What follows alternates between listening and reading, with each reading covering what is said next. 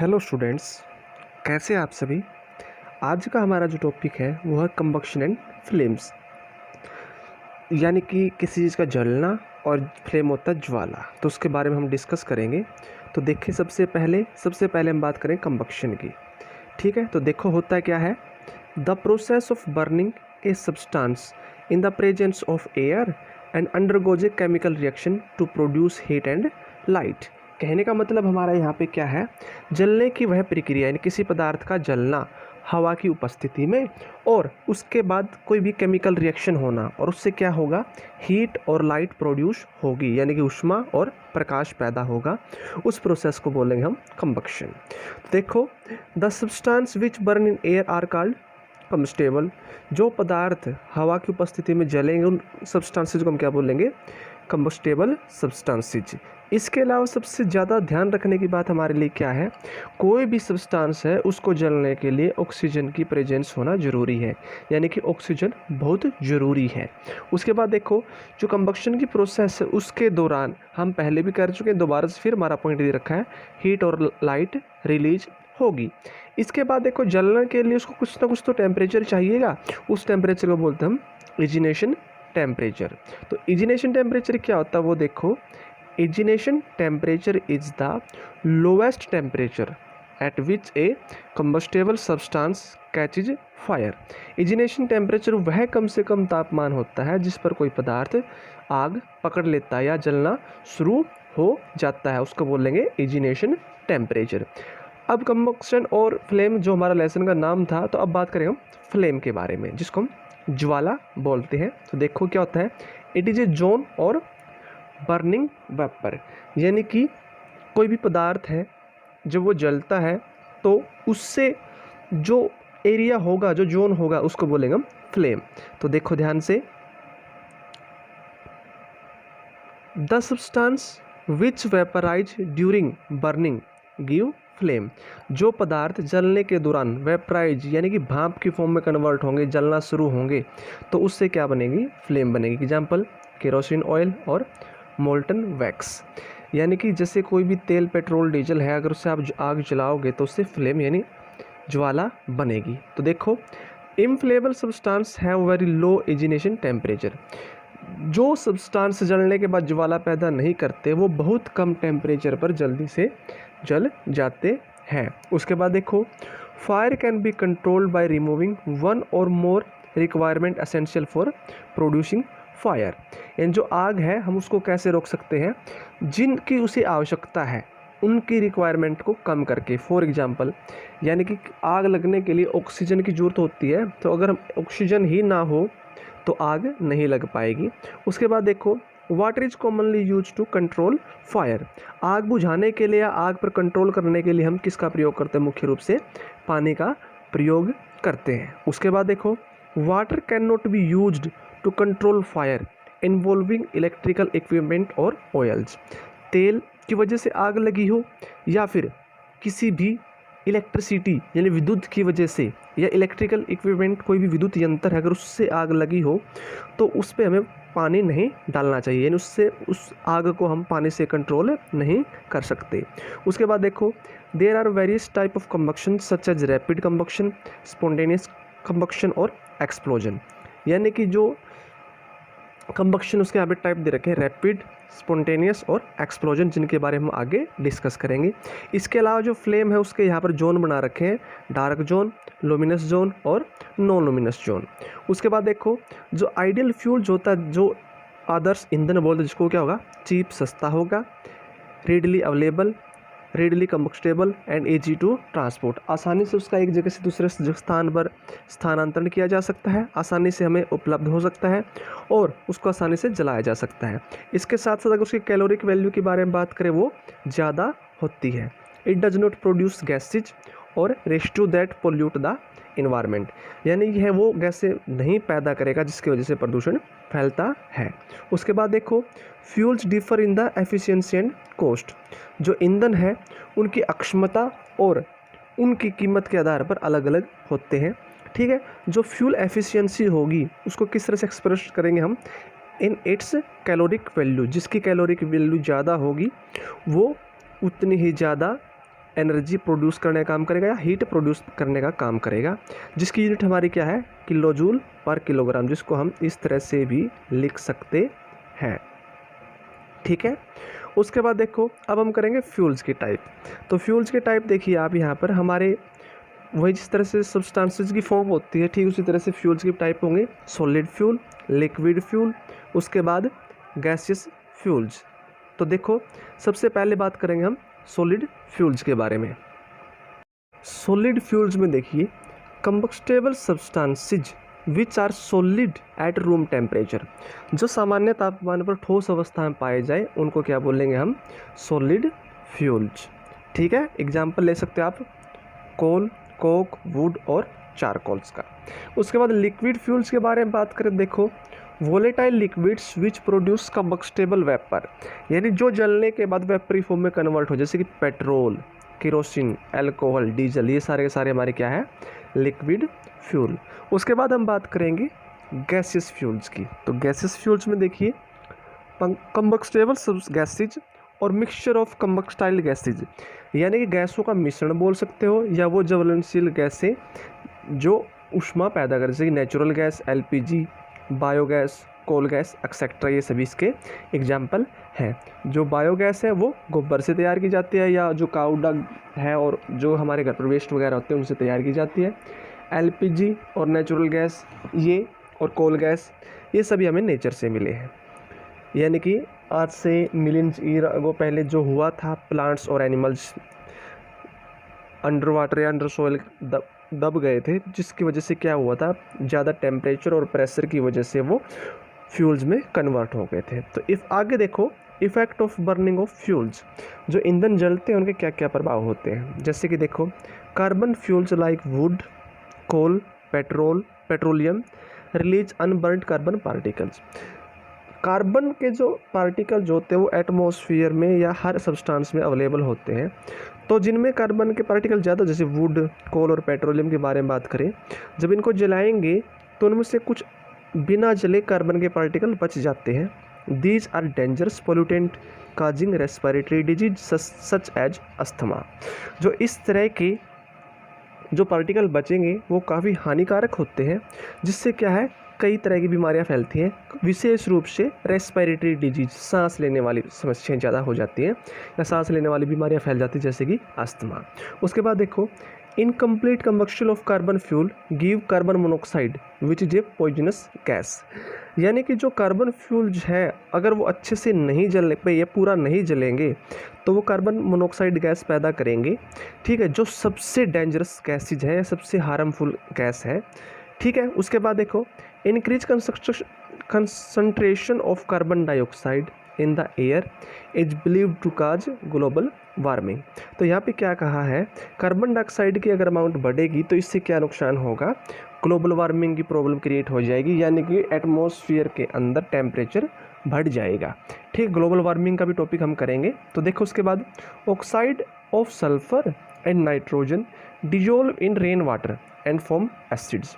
जो सल्फर और नाइट्रोजन के ऑक्साइड है वो जो अम्लीय वर्षा होती है उसके साथ मिलेंगे और एसिड के रूप में बदल जाएंगे, और इस तरह की जो रेन होगी उसको बोलते हैं हम एसिड रेन, और ये काफ़ी हार्मफुल होती है क्रॉप्स के लिए, बिल्डिंग्स के लिए और सोइल के लिए।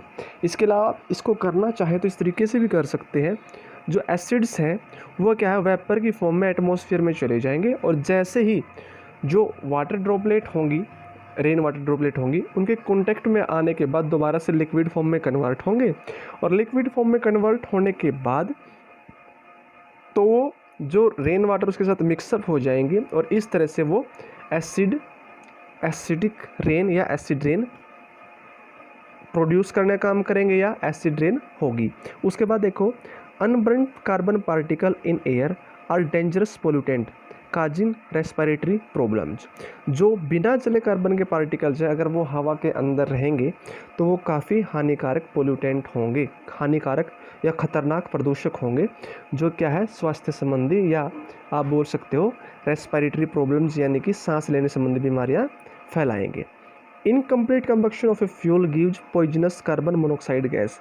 फिर से हमारी बातें वहीं पर रिपीट कर रखी हैं, जो अधूरे या जो पूर्ण रूप से ईंधन नहीं जलेगा वो कार्बन मोनोऑक्साइड गैस प्रोड्यूस करने का काम करेंगे, जो काफ़ी हार्मफुल है।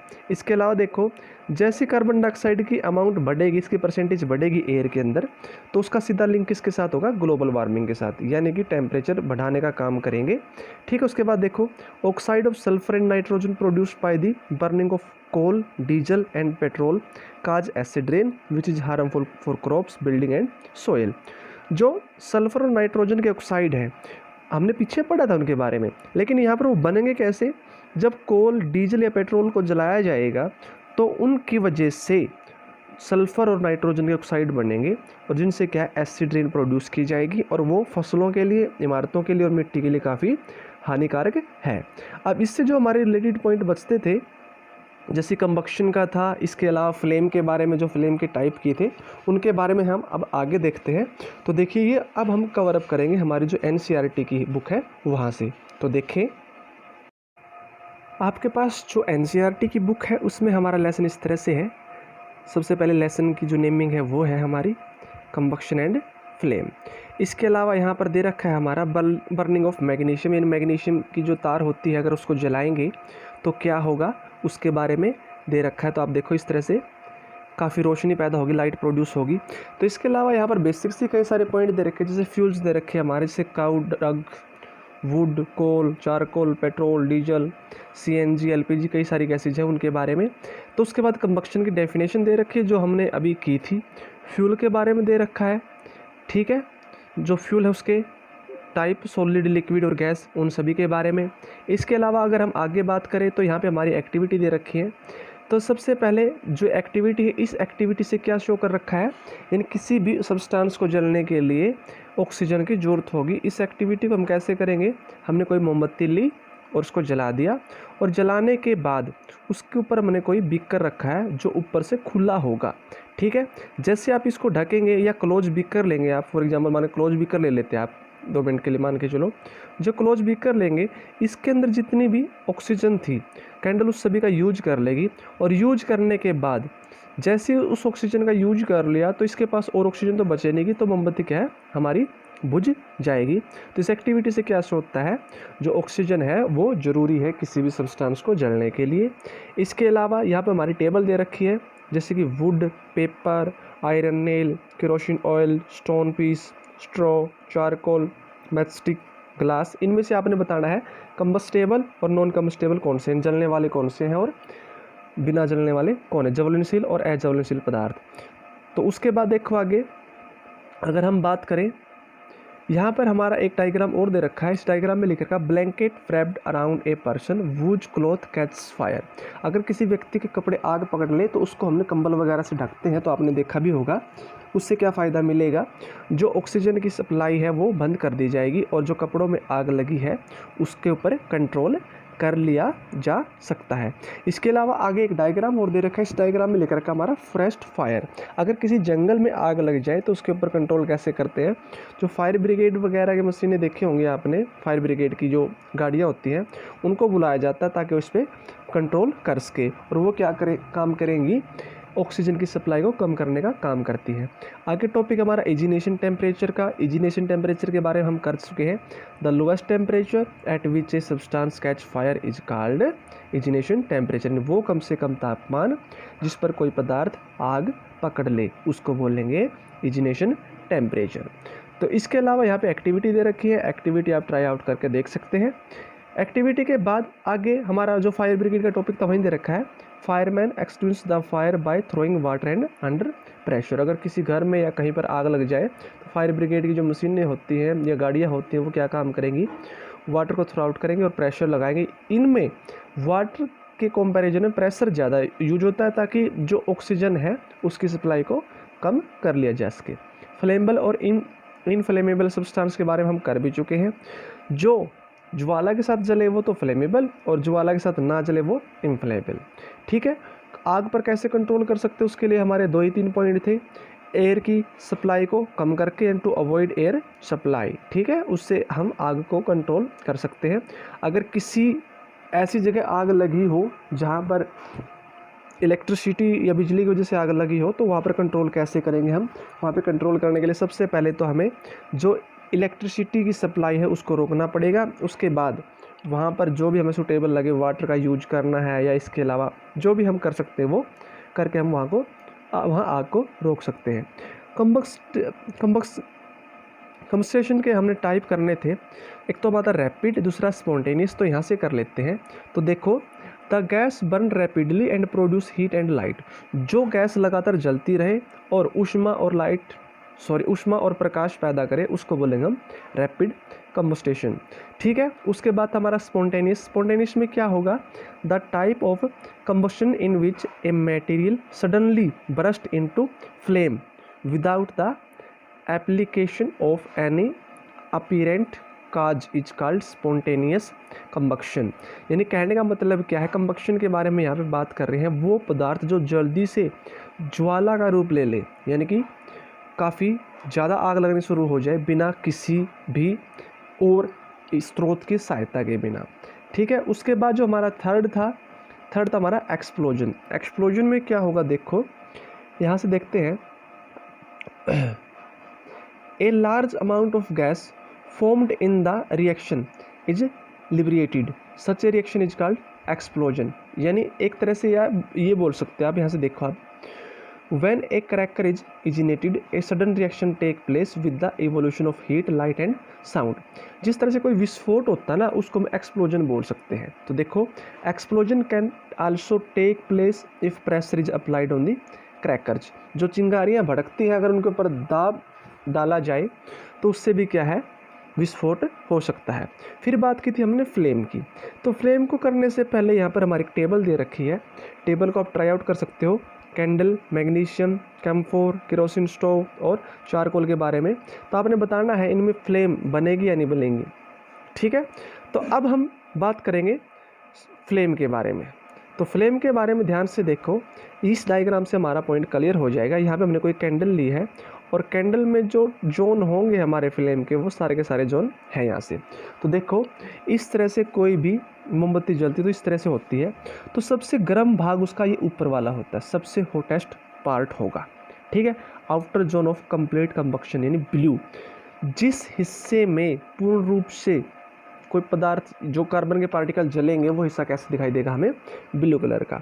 उसके बाद है मॉडरेटली हॉट, जो ये हिस्सा है ये इससे कम गर्म होगा। यानी जो मिडल वाला हिस्सा है उसका कलर कैसा होगा, येलो। सबसे बाहर वाले का ब्लू, मिडल वाले का येलो। कहने का मतलब क्या, middle zone of partially combustion. यानी कहने का मतलब हमारा यहाँ पर है, इसमें तो जो पार्टिकल जो कंप्लीट रूप से जलेंगे, इसमें कुछ पार्टिकल हमारे रह जाते हैं। और जो नीचे वाला है ये होता हमारा लिटेस्ट हॉट, सबसे कम गर्म होगा ये। ठीक है।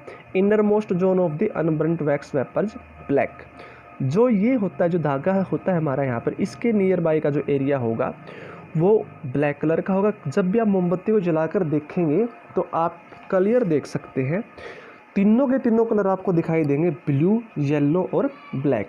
तो सबसे हॉटेस्ट पार्ट हमारा ब्लू कलर का मिलेगा। ठीक है। मिडिल हॉट होगी जो, या मॉडरेटली हॉट होगी, उसका कलर कैसा मिलेगा, येलो। और जो सबसे कम गर्म भाग होगा उसका कलर कैसा मिलेगा हमें, ब्लैक। ठीक है। और ये हमारा क्या है, वैक्स यानी कि मोम जिसको आप बोलते हो। उसके बाद देखो यहाँ पे एक डायग्राम और दे रखा, आपने सुनार वगैरह तो देखे होंगे, वो सोने की वस्तुओं पर परत वगैरह चढ़ाने का काम करते हैं, तो कुछ इस तरह से यूज करते हैं उसका। तो यहाँ पे देखो एक टेबल और दे रखी फ्यूल्स के टाइप, सॉलिड, लिक्विड और गैस में आपने अपनी तरफ से कोई भी एग्जांपल पुट आउट कर सकते हो। वहाँ से जहाँ हमने डेफिनेशन की थी सॉलिड फ्यूल की, वहाँ पे पॉइंट किए थे कई सारे, वहाँ से पुट आउट कर सकते हो। लिक्विड के भी किए थे और गैसेस के भी किए थे। उसके बाद फ्यूल का टॉपिक भी हम कर चुके हैं। ठीक है। आइडियल फ्यूल वो आदर्श ईंधन जिसमें इग्निशन टेम्परेचर की कम जरूरत पड़े, इजीली अवेलेबल हो सके, वो सारी बातें। ठीक है। फ्यूल एफिशिएंसी में हमने कैलोरिक वैल्यू के बारे में पढ़ा था।